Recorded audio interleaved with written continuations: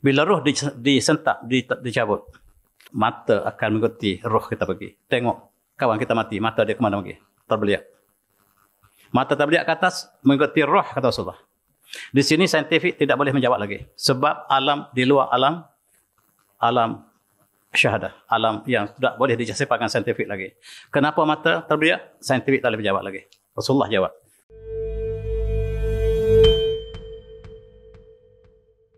Dan saya mohon maaf, tajuk malam ini agak lain pada biasa, iaitu tajuk daripada khutbah Jumaat yang lepas.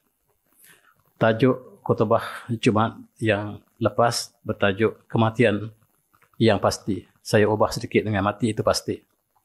Dan izinkanlah saya untuk mengulas sedikit daripada khutbah yang dikongsi oleh Jais untuk jemaah sekalian. Dan kita mulakan dengan ayat surah Al-Asr.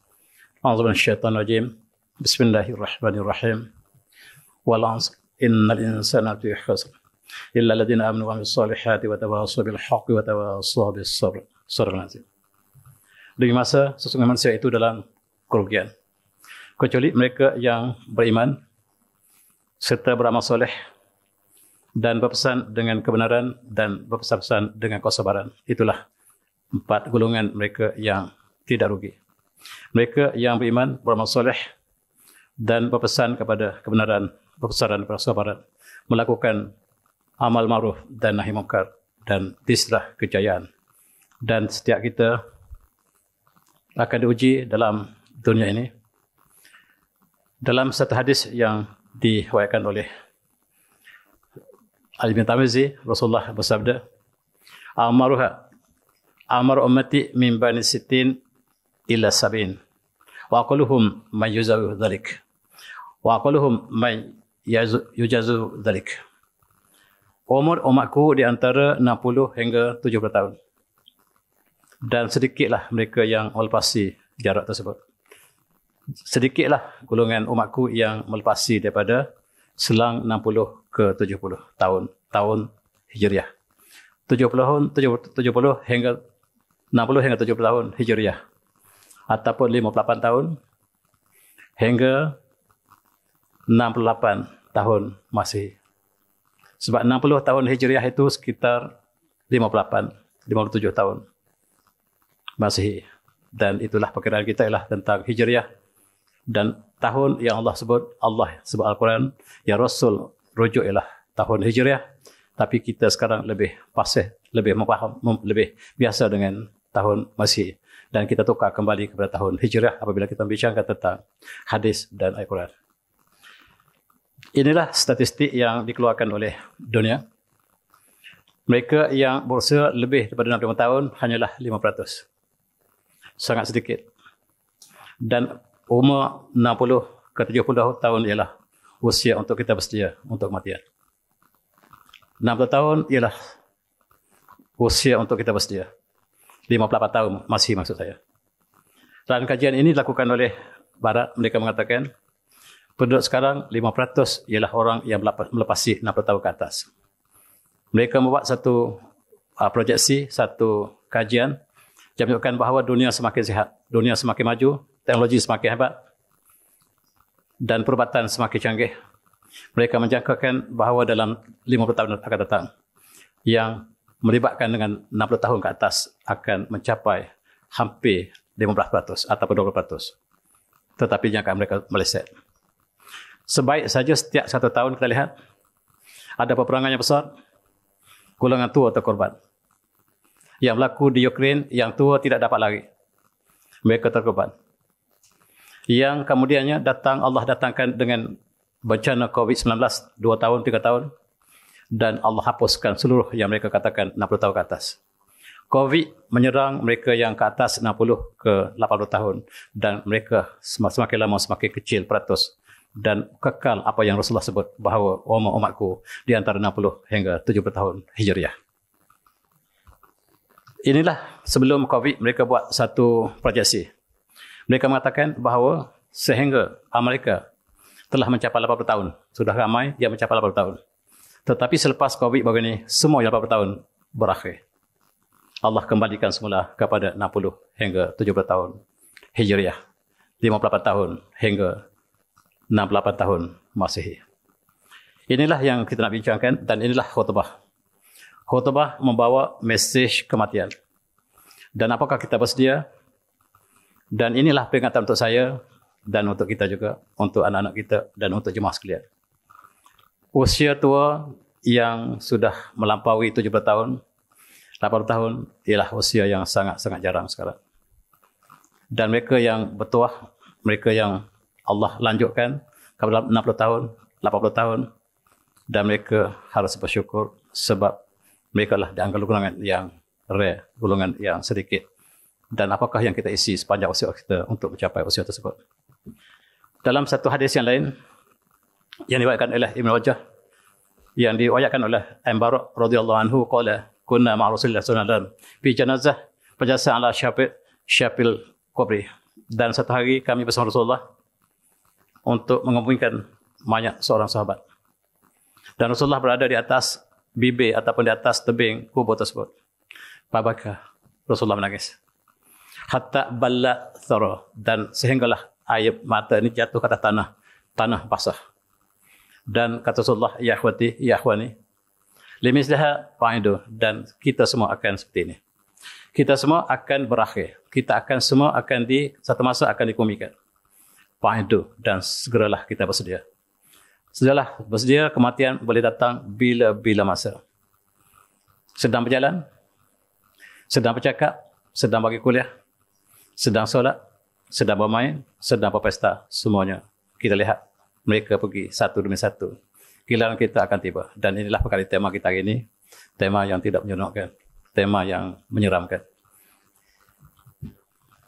A'udzubillahi minasyaitonir rajim. Wallahu lakum tsumma tawakum wa minkum yadu ila zalil umri likaila ya'lam min syai'a innallaha alimul qadir. Dan Allah mencipta kamu, kemudian mewafatkan kamu. Allah mencipta kamu dan Allah mematikan kamu. Dan ada kamu ada yang dilanjutkan usianya sampai azalil umri. Ila azalil umri, sampai usia yang tua bangka. Likaila ya'lam min syai'a, supaya dia nyanyuk dan tak tahu apa yang dia pernah tahu. Dia tidak tahu apa yang dia pernah tahu. Maksudnya nyanyuk. Innallaha alimul qadir. Allah Maha mengetahui, Maha berkuasa. Dan kalau kita dapat balik usia 80 tahun, dapat balik rumah kita dengan sempurna, alhamdulillah. Kadang-kadang Allah menarik apa yang Allah berikan kepada kita, ingatan dan sebagainya. Di barat banyak yang terima penyakit seperti ini.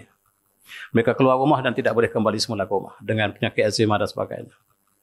Dan Allah mengatakan satu masa Allah lanjutkan umur dan Allah wafatkan manusia, dan Allah ada yang lanjutkan sehingga dia tak tahu apa yang dia tahu. Yang dia tak tahu apa yang dia pernah tahu, dan itulah umur yang Allah berikan, masing-masing ada kadar masing-masing. Dan kita dipertanggungjawabkan setiap yang kita buat, dan apakah kita bersedia untuk bila masa. Hamka pernah membuat perumpamaan. Dia kata kita singgah di satu tempat, kemudian kita sebenarnya berlabuh di sebuah pulau, dan kita sentiasa ingat hati untuk kembali ke kampung halaman. Sebaik saja kapal datang untuk menjemput kita, dan kita harus gembira dan kita segera kembali ke tanah air kita, sebab kita sekarang dalam musafir. Itu kataan Hamka. Sentiasa kita bersedia dengan beg kita seperti kita seorang musafir, dan bila kereta api nak bertolak, dan kita segera mengambil barang kita dan terus dengan perasaan gembira untuk kita bersama-sama meneruskan perjalanan kembali ke kampung halaman yang abadi. Para jemaah sekalian, Rasulullah bersabda dengan satu nikmat, iaitu nikmatan maghbun fihi ma katsirun min as-sihah wal faragh. Kita lupa dua nikmat yang besar, iaitu as-sihah, kesihatan kita, dan al-faragh, dan masa lapang kita. Dua masalah ini ialah perkara yang kita lupa kadang-kadang. Sihat kita, bila kita sedar nikmat sihat ini bila kita sakit. Bila nyawa sudah berada di kerongkong, baru kita ingat bahawa nikmat yang sihat itu cukup indah. Kita pergi hospital, pakcik sakit apa? Pakcik tak boleh buang air dah sebulan dah. Betapa seksanya. Yang kita dapat lakukan dengan sempurna, apakah kita pernah bersyukur? Itulah soalan untuk saya, untuk tuan juga. Kita sedar kebanyakannya bila nikmat telah berakhir. Bila nikmat berakhir, baru kita sedar bahawa masa telah berlalu. Masa tidak boleh dikembalikan lagi. Dalam hadis yang indah, Rasulullah bersabda, "Iktanim khamsan qabla khamsin." Rebutlah 5 perkara sebelum datang 5 perkara. Hayataka qabla mautika, dan hidup kamu sebelum mati kamu. Wa sihataka qabla saqmika, dan sihat kamu sebelum sakit kamu. Wa faragaka qabla syarika, dan masa lapang kamu sebelum kamu sibuk. Wa syababaka qabla haramika, waktu pemuda, ketika muda kita sebelum masa tua kita. Wa ghinaka qabla fakrika, dan kekayaan kita sebelum datangnya kefakiran. Rebut 5 perkara sebelum datang 5 perkara yang diwakilkan oleh Imam Suyuti, yang kadang-kadang kita lupa. Apabila ibadah haji, masa muda kita lupa sebab kita kata boleh tangguh. Bila sudah tua, untuk berjalan daripada Mina ke Mazim, ke Mina, juga ambil masa yang sangat lama dan berjalan sejauh 7 km, dan orang tua tidak dapat laku lagi. Inilah rebutlah peluang muda sebelum datang waktu tua. Syababaka qabla hamika, dan waktu muda kamu sebelum datang waktu tua. Waktu rambut masih hitam, jangan tunggu sama rambut sampai putih. Ambil rebut peluang, sebab masa tidak boleh diundurkan satu masa. Masa akan pergi dan tidak akan kembali lagi. Dan syababaka qabla hamika, waktu muda kamu sebelum datangnya waktu tua kamu. Dan nikmat tidur, nikmatan naum la yarfa illa ma faqadaha. Nikmat tidur ni kita sedar bila tak boleh tidur. Nikmat tidur, tak boleh tidur. Kita tahu tak boleh tidur. Ada seorang pakcik pergi ke Darul Syifa di Bangi. Apa sakit pakcik? Kata pengubat tu, saya tak boleh tidur dah. Berapa lama? 7 malam. 7 hari dah. 7 hari saya tak boleh tidur sedikit pun. Umur pakcik berapa sekarang? 70 tahun. Sebelum ni boleh tidur. 70 tahun boleh tidur, lupa. Bila 7 malam tak boleh tidur, itu yang resah. 70 tahun dapat tidur dengan sempurna, dan kita lupa nikmat itu. Nikmat tidur ialah nikmat yang sangat indah, tuan-tuan. Ada orang tak boleh tidur, dan itulah nikmat yang telah berlalu. Kita sedar nikmat bila telah berlalu selalunya. Nikmat hidup bila nyawa dikerongkong. Tuan-tuan seperti sihataka qabla saqmika, dan sihat kamu sebelum sakit kamu. Seperti ini. Ketika kita dalam ICU, letakkan oksigen di muka kita. Kita teringat zaman kita dapat bernapas dengan sempurna. Dan satu masa kita berada di ICU. Napas telah tersekat. Dan sekiranya diangkat oksigen, napas kita akan tercongkak-congkak. Nikmat yang kita telah lalui selama puluhan tahun, sekarang kita sedar nikmat telah berakhir.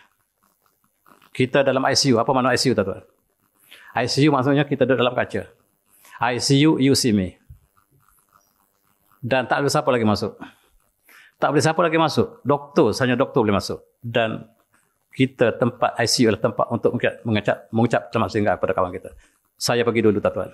Tuan-tuan ikut saya. ICU maksudnya tempat kita mengucapkan selamat tinggal, pawai kawan-kawan. Saya pergi dulu, tuan-tuan ikut saya. Inilah masa yang disebut Rasulullah, sihataka, sihat kamu sebelum sakit kamu. Hayataka qabla mautika, dan hidup kita sebelum kematian kita. Inilah yang harus kita rebut, tuan-tuan. Usia umat Muhammad antara 60-70 tahun. Dan satu masa kita akan berakhir. Apakah yang kita tinggalkan? Masa muda, apakah yang kita lakukan? Harta yang kita dapati, apakah yang kita belanjakan? Dari mana kita dapat? Ke mana kita habiskan? Dan anak pinak kita, apakah kita sediakan anak-anak kita untuk menjadi hamba Allah yang bertakwa, ataupun sebaliknya? Walhamdulillah. Apakah iqtarabun nas hisabahum waqt iqtarabun nas hisabahum wa hum fi ghaflatin mu'ridun? Apakah mereka masih lalai? Hitungan sudah hampir perhitungan hari kiamat, tetapi mereka masih lalai.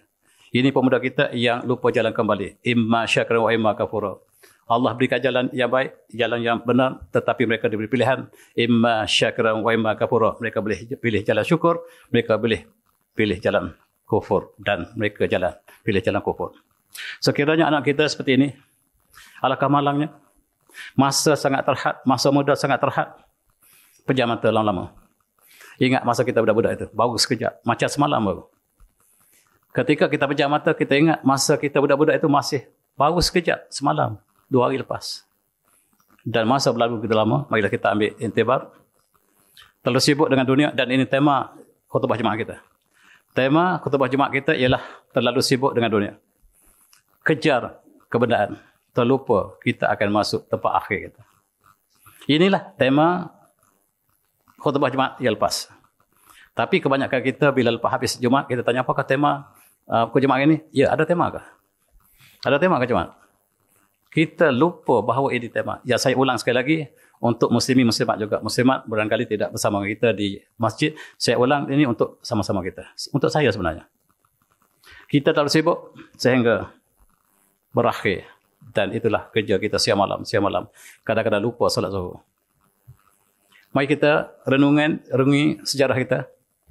Asalnya kita tidak ada. Kita tidak ada asalnya. Allah wujudkan kita melalui mak dan ayah kita. Kita dalam kandungan ibu kita dan kemudian kita dilahirkan. Kita menjadi bayi, menjadi kanak-kanak, menjadi remaja, dewasa, tua, mati, dan itulah satu life cycle kita akan berakhir. Setiap kita akan melaluinya, samanya kita sempurna life cycle kita ataupun separuh jalan. Allah tentukan setiap kita ada nilai ataupun masa yang time zone kita masing-masing dan masa akhir kita. Dan Allah menyatakan, dan ini jugalah tema kepada Jumaat yang lepas. A'udzubillahi minasyaitanir rajim. Qul anzalna zakatul maut. Wa imma tawaffawna ujukum yaumal qiyamati wa yaumal qiyamati faman zahanin nar wa dakhal jannata faqad faz wa mal hayatud illa mata'ul ghurur. Sadaqal azim. Setiap jiwa akan merasai kematian. Za'iqatul maut. Setiap jiwa akan merasai kematian. Wa inna tawaffawna ujukum. Barang siapa? Sesungguhnya setiap kita akan disempurnakan ganjaran di akhirat nanti. Yaumul qiyamah. Kita akan, apa yang kita buat atau kami akan disempurnakan ganjaran itu. Baik atau buruknya. Faman zuhzanin nar. Siapa yang Allah hindarkan dari neraka. Wadahul jannata dan masuk syurga. Faqad faz, dia adalah orang berjaya. Orang berjaya di sisi Allah ialah mereka yang terhindar dari neraka dan dimasuk syurga. Itulah mereka berjaya. Bukan dapat 12A. Bukan semata-mata dapat 12A, tetapi mereka yang Allah hindar pada neraka dan masuk ke syurga, faqad faz, merekalah orang yang berjaya. Wa mal hayatun illa mata'ul ghurur. Dan kehidupan dunia ini semata-mata hanyalah kesenangan yang menipu. Ghurur, menipu. Mata'ul ghurur, kesenangan yang menipu. Dan inilah berlaku sehinggalah nyawa dikerongkong, maka berakhirlah dunia yang dikejar dan akhirat apakah yang kita telah bersedia. Mati datang secara tiba-tiba. Fa iza ja'a ajaluhum la yasta'khiruna sa'atan wa la yastaqdimun. Bila sampai ajal seorang itu, Allah tidak lewatkan. Allah tidak percepatkan, Allah tidak lewatkan on the dot. Dan jantung kita berdenyut sejak daripada dalam rahim ibu kita sudah berdenyut. Usia 6 minggu dunia jantung telah berdenyut dan serta berdenyut sampai hari ini. Satu masa percayalah jantung akan berhenti. Pergerakannya akan berhenti. Yang bergerak dan akan berhenti. Doktor dia tahu pada saya. Dan setiap jiwa akan merasa kematian. Cara kita mati, kata Imam Ghazali, cara kita hidup akan menentukan cara kita mati. Cara kita mati akan menentukan cara kita dibangkitkan nanti. Cara kita dibangkitkan akan menentukan cara tempat kita di akhirat nanti. Itu disebut oleh Imam Ghazali. Cara kita hidup menentukan cara kita mati. Dan selalunya kita perhatikan orang yang melakukan kerja itu sepanjang hayatnya. Dia mati dalam keadaan tersebut. Mati datang tiba-tiba. Ada pembaca berita yang mati tengah baca berita. Fa iza ja'a ajaluhum la yasta'khiruna sa'atan wa la yastaqdimun. Bila sampai ajal tidak pernah dicepatkan, tak pernah dilewatkan. Just on the dot. Dan itulah yang untuk kita ambil peringatan. Dan ketika kematian kita, ketika bekerja, ketika bersolat, dan kita mohon supaya Allah berikan kita husnul khatimah. Dan kawan ini menjadi imam, jatuh, kawan naik menggantikan jadi imam. Rupa-rupanya dia sudah pergi ketika solat. Penghayatan yang indah. Dan ada orang yang mati ketika menyanyi. Kita sudah tua tetapi kita sedang menari, menyanyi, orkestra di atas pentas dan tiba-tiba jatuh. Bila sampai masa Allah tidak akan lewatkan. Wa iza jaa ajaluha wa iza ja'alhum la yas'aluna satam wa la yastaqibun. Bila sampai ajal mereka Allah tidak percepatkan, Allah tidak lewatkan. Akan sampai masa kadang-kadang tengah kita solat, kadang-kadang tengah berpesta. Alangkah malang sekiranya berlaku pada kita ini, walhamdulillah. Ataupun ketika kita berpesta. Wanita ini sedang melakukan lagu-lagu yang mengembirakan bagi mereka. Tetapi datang ajal secara tiba-tiba. Dan ada yang mati ketika sedang berhibur. Ketika sedang berhibur dan mati secara tiba-tiba, cara kita hidup menentukan cara kita mati. Cara kita mati akan menentukan cara kita dibangkitkan. Cara kita bangkitkan akan menentukan cara kita ataupun tempat kita akhirat nanti. Kita sama untuk saya dan Tuhan. Bukan tujuan untuk menakutkan, tetapi marilah kita sama-sama renungi. Allah merzukni husnul khatimah. Dan kita sentiasa berdoa supaya Allah kurniakan penghabiran yang indah. Dan doa-doa yang cukup indah ini dilakukan oleh umat Islam. Memohon supaya kita berakhir dengan pengakhiran yang sejahtera. Kulladhi matu bil amsi kanu misluna. Yazunannahum sayu'ishu adan. Yang mati ini semalam bersama kita. Mereka sangka mereka boleh hidup sampai esok, tetapi mereka sudah pergi. Mereka yang mati ini, mereka bersama kita semalam. Mereka sangka mereka bersama kita lagi hari ini, tetapi mereka sudah tidak ada. Dan barangkali kita juga mengalami masa yang sama. Misluna, kanu misluna. Mereka juga seperti kita. Semalam mereka ada sama seperti kita.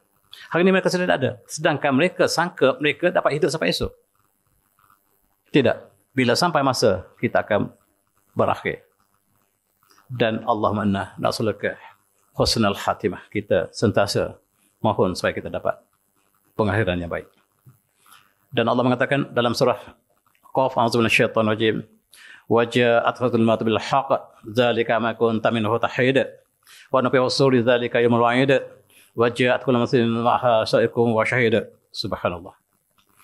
Dan telah datanglah sakaratul maut itu dengan benar. Dzalika ma kunta minhu tahid. Kamu tidak boleh mengelak daripada perkara ini. Dan hari ditiupkan sangkala zalikal wa'id, dan hari itu hari yang Allah janjikan, hari akhirat nanti.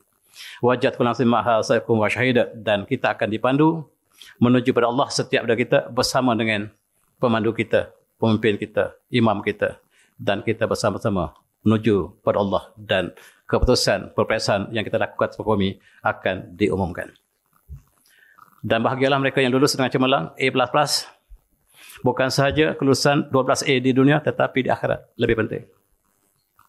Dan sekiranya gagal di akhirat, celakalah dia. Peperiksaan inilah muktamad. Tidak ada ulangan. Dan tidak ada jawaban lagi kecuali syafaat yang Allah berikan melalui para rasul. Tuan-tuan yang semati, kita mati di mana saja. Bila sampai masa sama ada hospital atau bukan di hospital, doktor muda apabila telah pensiun di situ, maka doktor muda sekarang sedang bergiat untuk kononnya menyelamatkan nyawa, tetapi ajal Allah telah tentukan. Kadang-kadang ke dalam perjalanan kita jatuh dan berakhirlah hayat. Yang kita tak tahu di mana. Kita tak tahu nasib kita, nasib orang lain kita telah perhatikan di mana-mana saja, nasib kita pasti. Kita selalu berdoa supaya kita berakhir dengan husnul khatimah.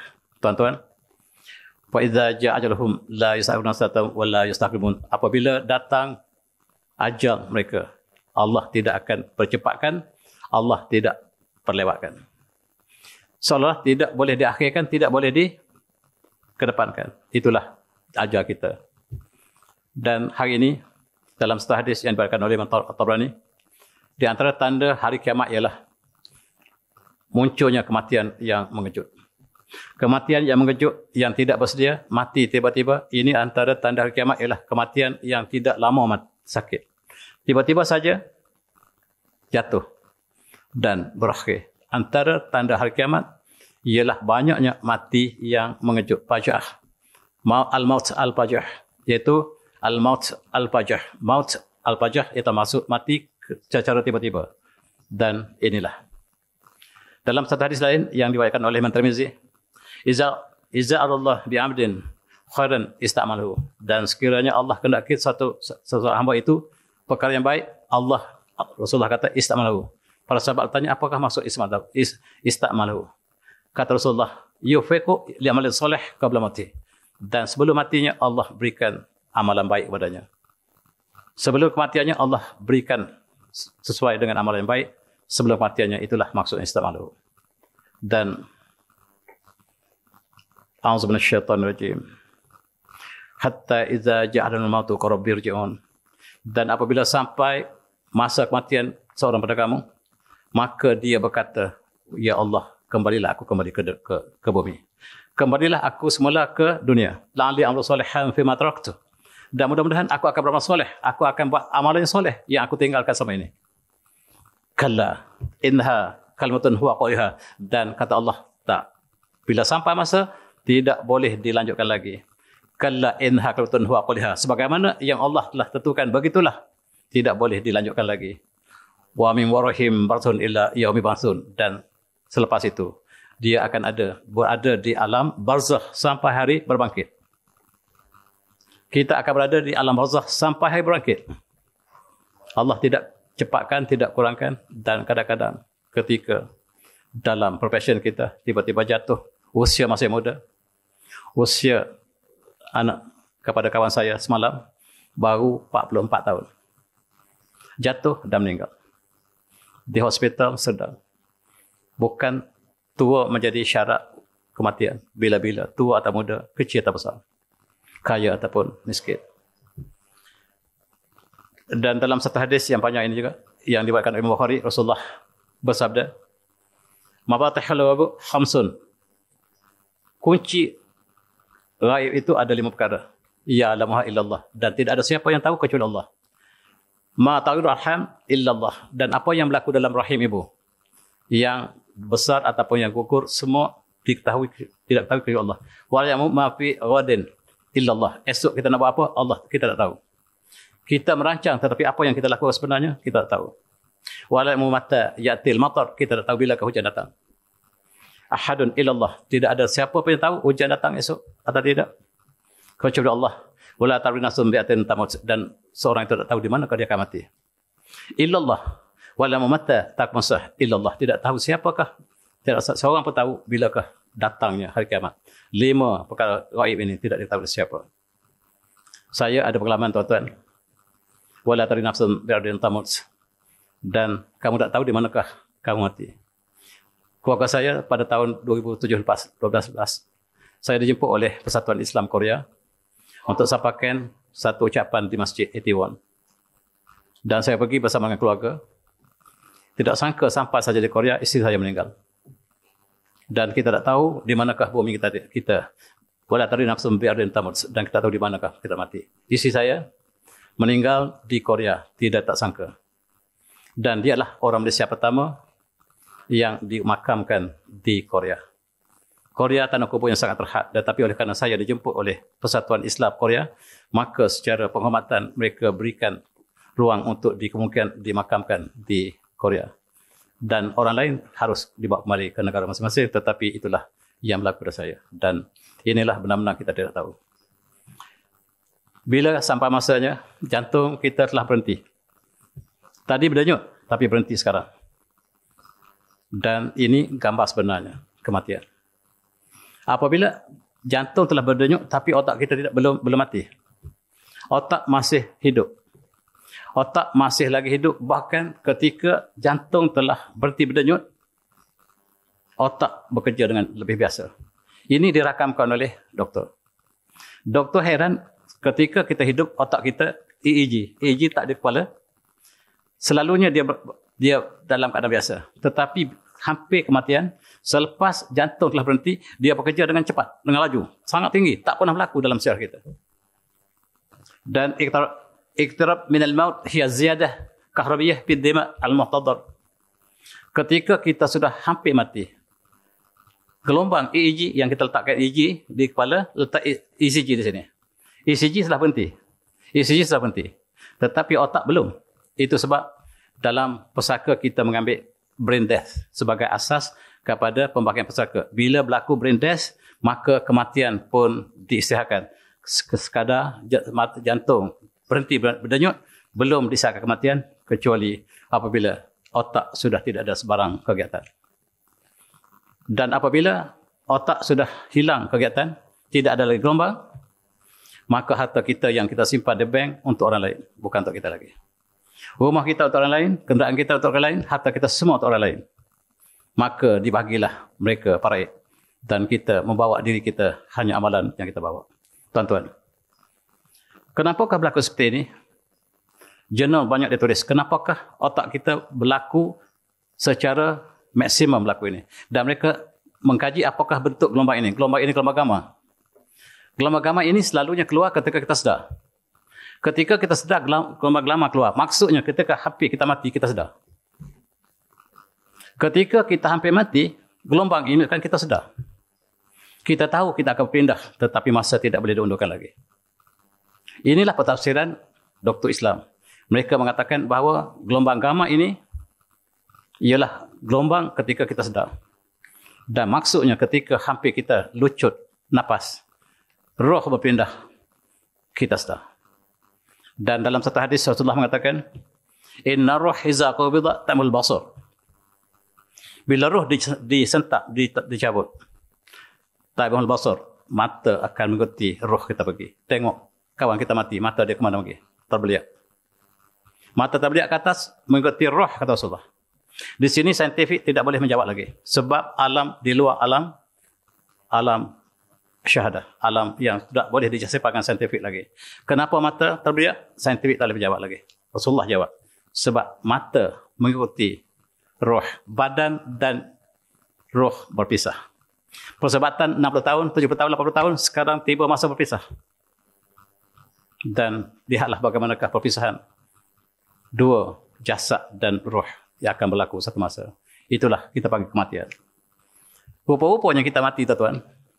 Masa kita dilahirkan, kita diazan oleh ayah kita. Allahu Akbar, Allahu Akbar. Bimbang kalau bayi ini lupa bahawa bumi ini Allah yang punya.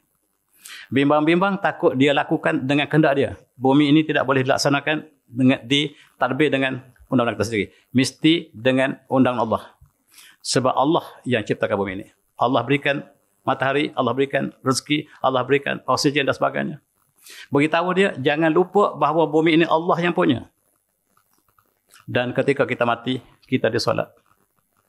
Ketika kita lahir, kita diazan. Ketika kita mati, kita disolat. Maksudnya hidup kita antara azan dan solat. Hidup kita hanya antara azan dan solat. Ini falsafah. Walaupun 80 tahun usianya, 100 tahun, hanya antara azan dan solat. Itu saja. Dan itulah kehidupan kita. Walaupun panjang, tetapi pendek. Oleh sebab itu, tuan-tuan, akhirnya kita akan dibawa oleh kawan kita.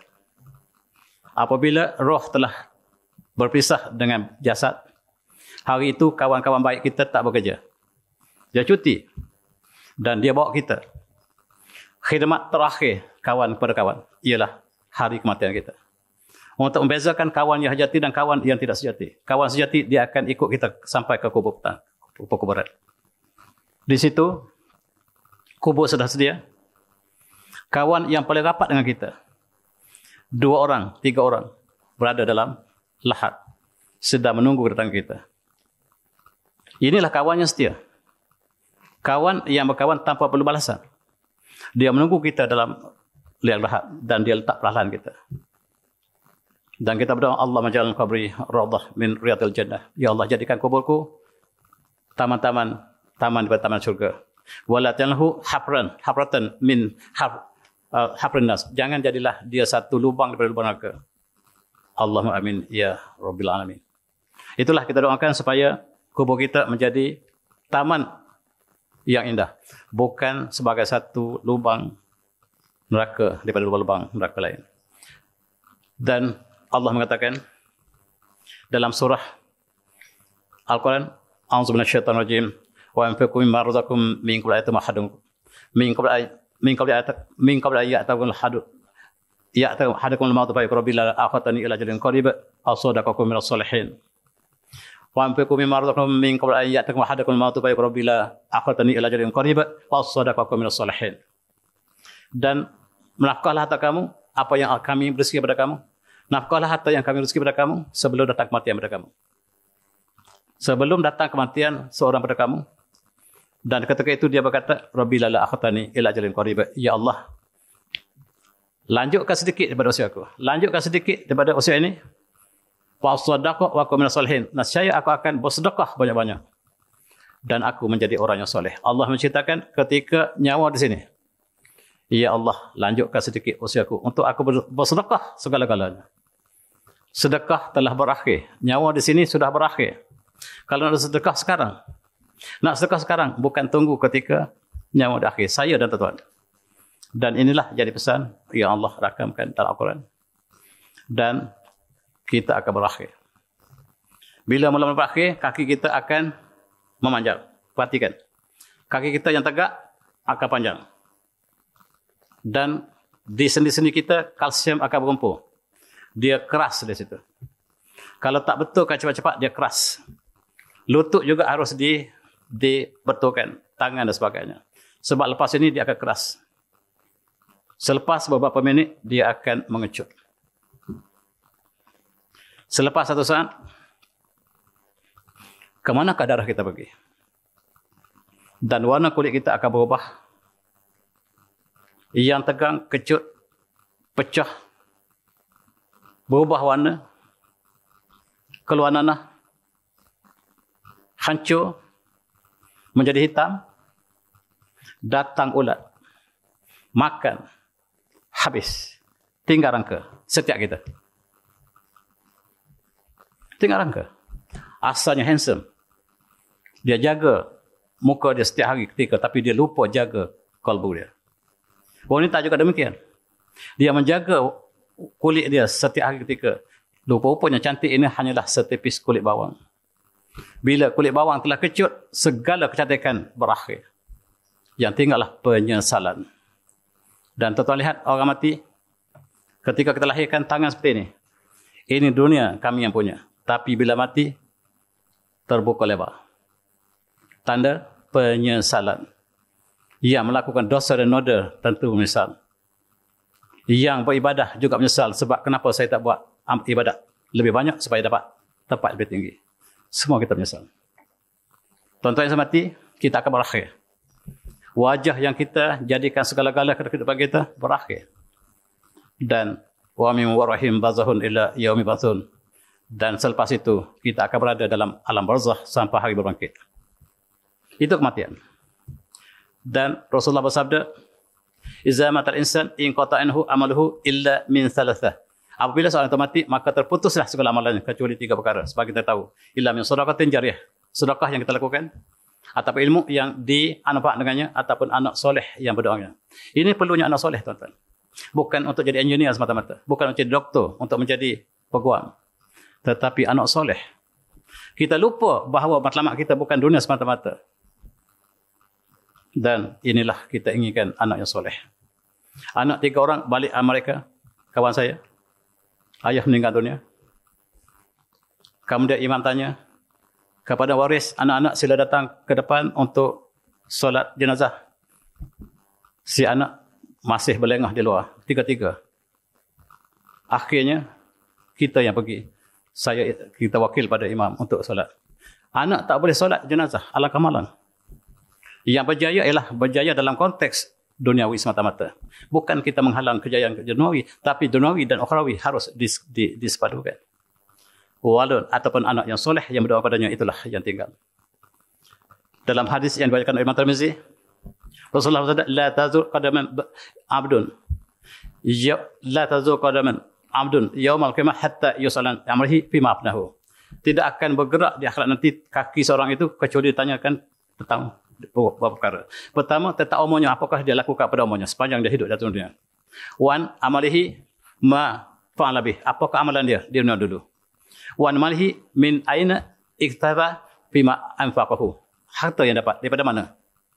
Dia dapat daripada mana harta dan dia belanja ke mana? Apakah ada riba dalam harta dia yang kita nak bawa ke akhirat ni? Ataupun ada rasuah di dalamnya? Dan akan ditanya, harta itu daripada mana dapat? Ke manakah dibelanjakan? Wan jasmi fima ablahu, dan daripada badannya. Yang muda, apakah dia lakukan pada badan ketika dia muda? Dan apakah yang Allah berikan pada jisim dia? Apakah dia lakukan dengan jisimnya? Subhanallah, kita ada jawab. Mari kita lihat bagaimanakah orang terdahulu bersedekah dan mewakafkan tanah mereka yang menjadi sumbangan yang berkekalan. Sebagai contoh ialah Sayyidina Osman yang periginya masih ada sampai sekarang. Kisahnya panjang. Yang dibeli oleh Sayyidina Osman ialah perigi yang digunakan di Madinah. Perigi ini dipunyai oleh Yahudi. Sayyidina Osman minta untuk membeli separuh daripada perigi itu. Separuh untuk orang Yahudi, separuh lagi dia. Mana sehari untuk dia, sehari untuk Sayyidina Osman. Dan dibayarnya sebanyak 12,000 dirham. Dan bila hari yang Sayyidina Osman boleh gunakan perigi untuk masyarakat umum, mereka ramai ambil air pada itu. Pada hari yang hari Yahudi, tak ramai yang pergi ambil. Jadi Yahudi itu rugi. Akhirnya kata Yahudi, ambil beli semualah. Dan Sayyidina Osman membeli 8,000 dirham lagi tambah, dan seluruh pergi ini didapati untuk Sayyidina Osman dan digunakan untuk seluruh umat Islam. Ini periginya masih ada sekarang. Tuan-tuan yang mati, kita lihat Universiti Azhar ialah universiti wakaf. Diwakaf sejak daripada zaman Fatimiyah. Pada tahun 1970, antara universiti tertua dalam tradisi kita. Dan di sinilah kita lihat bagaimanakah berkembangnya wakaf ini. Alangkah indahnya mereka yang menafkahkan atau wakafkan pada masa dulu. Dan dia bergerak dan dia berjalan sedekahnya sampai hari ini. Alangkah indah. Marilah kita sama-sama bukan dada kita. Apa yang kita lakukan ketika kita hidup ni, carilah sedekah, carilah wakaf walaupun sedikit, tuan-tuan. Ini ialah Masjid Hagia Sophia yang diwakafkan oleh Sultan Al-Fatih kepada umat Islam seluruhnya. Dan ini surat pembelian gereja ini.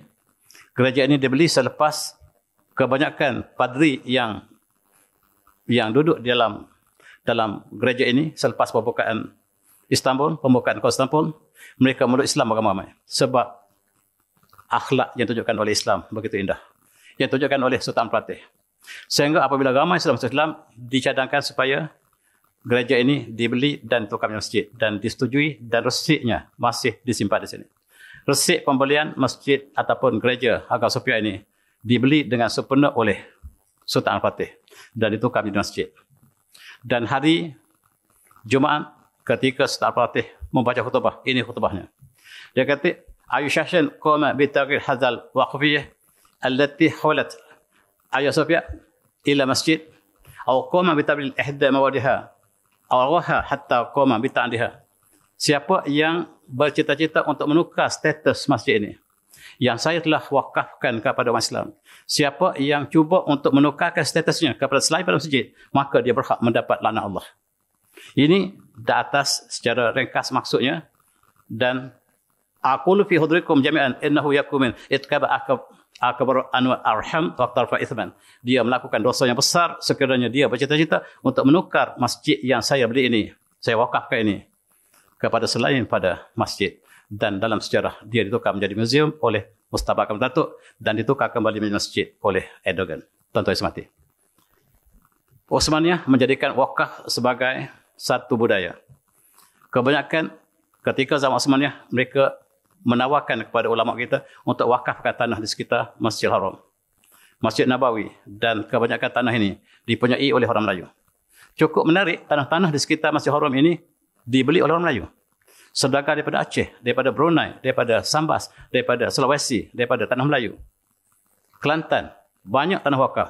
Sekarang telah dibinakan masjid-masjid yang tinggi. Banyak. Apakah mereka menukar dengan tempat lain atau tidak, saya tak pasti. Tetapi itulah yang dilakukan oleh ulama kita. Wakaf tanah adalah satu perkara yang cukup baik dalam Islam.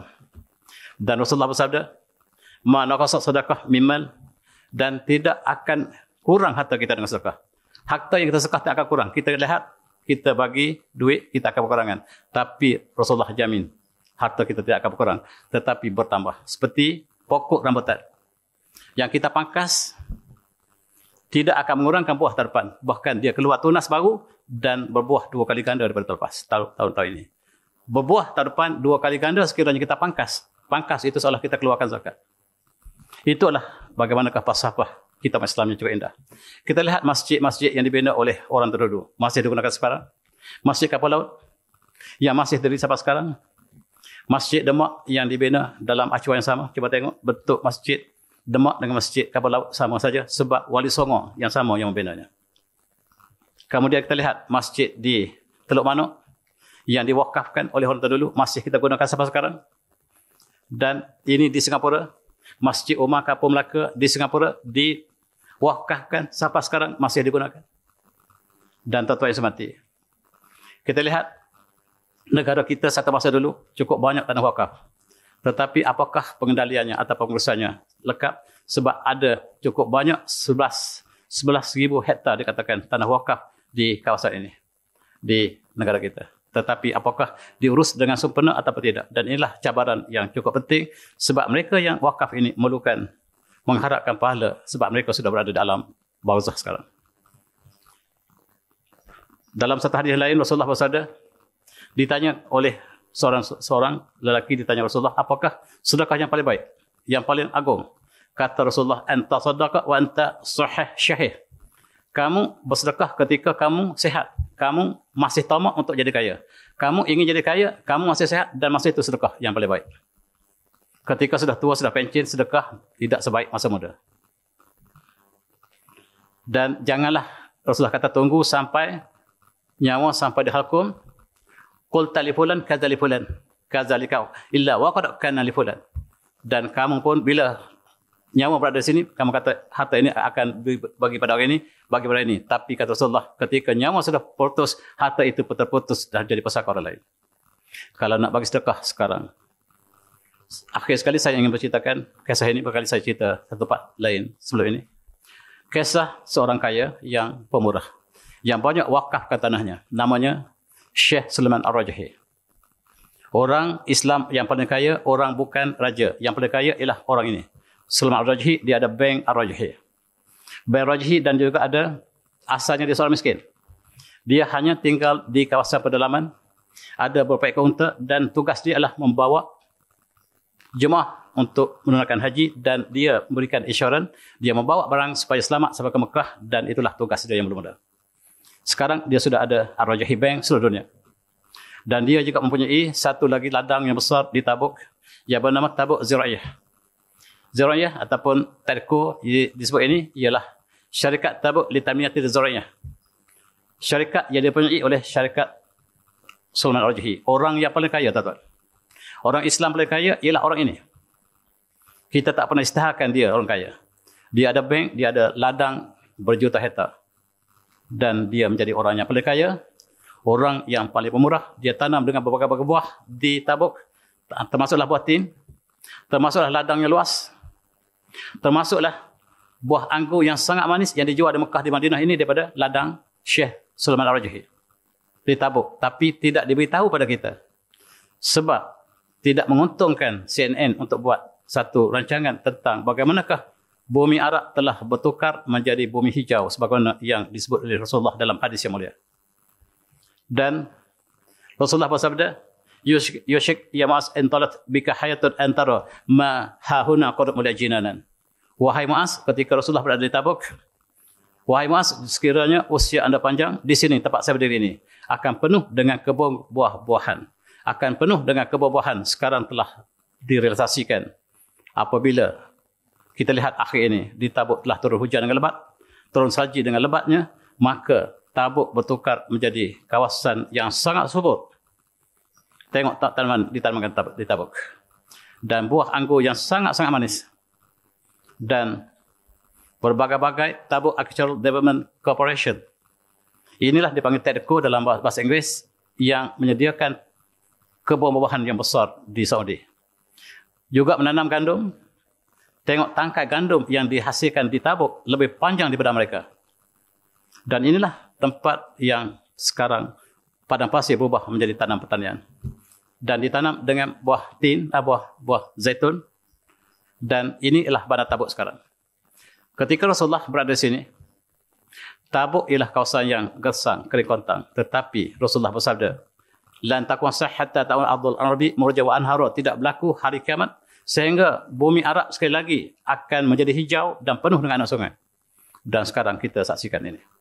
Ini Bandar Tabuk. Bandar Tabuk menjadi hijau. Daripada udara kita lihat hijau yang asalnya kering kontang. Dan kita yang saksikan mukjizat Rasulullah ini. Bulan terbelah kita tak saksikan. Para sahabat yang saksikan. Tetapi hadis yang mengatakan Tabuk akan kembali menjadi tanah yang hijau dan penuh dengan sungai. Kita yang saksikan. Dan ini Bandar Tabuk. Bandar Tabuk ini telah ada universiti kawan kita yang dipinjam untuk jadi pensyarah secara ramai. Utamanya IT sebab mereka tidak cukup tanah mengajar, kawan-kawan kita pergi dan menjadi pensyarah di sana. Dan inilah Bandar Tabuk yang telah bertukar menjadi kota metropolitan daripada kawasan yang kering kontang sekarang sudah menjadi kota yang hijau. Dan ini dah Sulaiman Ar-Rajahi. Ini gambar ketika dia diinterview oleh sebuah televisyen. Harta yang banyak dia telah sedekahkan. Dia sedekahkan, dia wakafkan untuk Islam. Segala kekayaan ini bukan untuk saya. Saya buat ini untuk Islam. Dan kebahagiaan saya bila saya tidak ada wang sedikit pun. Kebahagiaan saya apabila saya berkhidmat kepada Islam. Saya wakafkan seluruh harta ini kepada Islam. Tuan-tuan, apakah kita temui zaman moden ini? Ketika zaman Rasulullah kita lihat Sayyidina Uthman. Tetapi zaman moden ini sukar untuk kita lihat. Seorang yang lebih pemurah daripada ini. Dan dia kata sekarang saya tidak ada wang RM1 pun. Tak ada RM1 pun. Sekarang saya bahagia sebab saya telah berkhidmat pada masyarakat dan saya serahkan bank Ar-Rajahi kepada orang lain. Dan saya serahkan kepada orang lain bank Ar-Rajahi, dan di bank Ar-Rajahi tuan-tuan ketika tengah hari tidak boleh pasang lampu. Macam bank kita Malaysia. Dia kena buka tingkap dan gunakan cahaya Allah, kata Ar-Rajahi. Jangan guna lampu ketika tengah hari. Kita tidak bersyukur dengan nikmat Allah, kata Ar-Rajahi. Dan sekarang dia serahkan segala-galanya kepada orang lain dan dia bahagia dan dia kembali kepada, dia kata cita-cita saya lah untuk saya kembali semula ke kampung halaman saya, iaitu pada pasir, dan saya bersujud di atas pasir tanpa sejadah. Kebahagiaan saya bersujud di atas pasir tanpa sejadah. Itu kebahagiaan saya. Tuan-tuan, kita sangka harta yang banyak kebahagiaan, tetapi Sulaiman Ar-Rajahi mengatakan kebahagiaan saya adalah apabila saya tidak memiliki apa harta, yang saya milik adalah Allah dan Rasulnya. Itulah kata-katanya, dan dia membina masjid-masjid yang banyak, universiti-universiti, dan biaswa-biaswa kepada seluruh umat Islam. Barangkali kita juga boleh mendapatkan biaswa daripada Ar-Rajahi. Wakaf Masjid Asyah Ar-Rajahi di Makkah. Antara masjid yang terbesar di Saudi ialah masjid yang dibina oleh Ar-Rajahi. Dan inilah wakafnya untuk akan datang, untuk di akhirat nanti. Dan dia juga membina ini Masjid Ar-Rajahi di Makkah. Jadi bina saya tak pasti kawasan mana, di kawasan Makkah. Dan Rasulullah bersabda, khairun nas anfa'uhum linnas. Manusia terbaik ialah manusia yang paling bernafas kepada manusia lain. Manusia terbaik, khairun nas anfa'uhum linnas. Mereka yang paling bermanfaat pada manusia lain. Manusia yang paling baik ialah yang paling banyak guna kepada orang lain. Tuan-tuan. A'udzubillahi minasyaitonir rajim. Wasarun ila barakatin rabbikum wa jannatin ardhas samawati wa jannatin muttaqin. Alladzina yunfiquna fis sarra'i wad dharra'i wal kaazimina al-ghaiza wal 'afina 'anil nas wallahu yuhibbul muhsinin. Shadaqal azim. Dan segeralah kepada ampunan Allah Tuhan kamu dan surga yang lebarnya seluas bumi dan langit. Uiddat lil muttaqin, yang Allah sediakan untuk orang yang bertakwa. Alladzina yunfiquna fis sarra'i wad dharra'i, dan mereka yang menafkahkan harta mereka ketika mereka senang, ketika mereka susah. Wal kazimin al-ghaiz, dan menahan rasa marah. Wal 'afina 'anil nas, dan memberikan kemaafan kepada manusia. Wallahu yuhibbul muhsinin, dan Allah cinta orang yang berbuat baik. Dan itulah tuan, kematian, dan marilah kita sama-sama ambil sempena ini. Dan saya lanjutkan daripada khutbah Jumaat. Sekalaulah saya tersilap di mana-mana, mohon maaf. Dan itulah yang saya ingin sampaikan untuk saya dan tuan sekalian. Dan saya sudahi dengan wabillahi taufiq. Assalamualaikum warahmatullahi wabarakatuh.